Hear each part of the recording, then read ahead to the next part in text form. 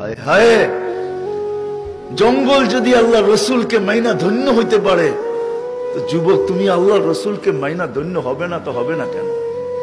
আল্লাহ রসুল বাহির হয়েছে বাথরুমের জন্য, পর্দা করার কিছু ছিল না। বলছে জাবের, ওই জঙ্গলগুলা ছোট ছোট দূরে দেখা যায়, ওদেরকে বলো না যায় যে আল্লাহ রসুলের জন্য পর্দা করতে।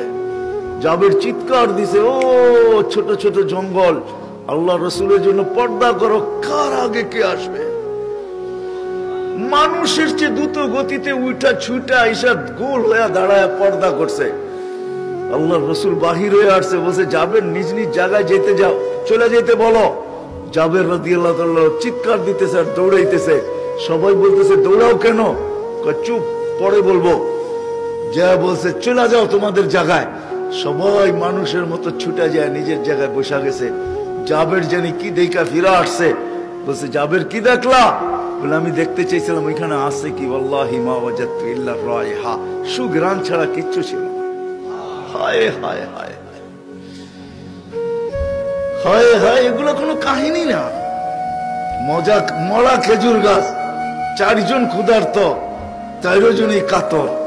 নিজেরটা তো মাইনা নিতে পারতেন, কিন্তু আবু বকর, ওমর ও আলী ক্ষুধার্ত, মাইনা নাই কি করা? বলছে এই খেজুর গাছকে যে বলো তা কাঁচা পাকা খেজুর দিতে। আলী রাদিয়াল্লাহু তাআলা আনহু বিবেককে খাটায় নাই।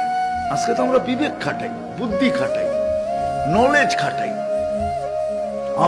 আলী রাদিয়াল্লাহু তাআলা বলছে ও খেজুর গাছ, আল্লাহর রাসূল বলছে কাঁচা পাকা খেজুর দে, সিজনও না, আবার সবকিছু শুকানো, ও টপ টপ টপ টপ কাঁচা পাকা খেজুর দেওয়া শুরু করছে। পুরা রুমাল বয়ে গেছে, নিয়ে আসছে ইয়া রাসূলুল্লাহ খেজুর। তুমি পাকা গুলা খাও, কাঁচা গুলা খাও না, তোমার চক্ষু উঠছে। হায় হায়, যার কথা খেজুর গাছ মানে। আসেন, পায়ে হাত রাখে, আল্লাহকে রাজি করে যেতে হবে। আর মুহাম্মদুর রাসূলুল্লাহ সাল্লাল্লাহু আলাইহি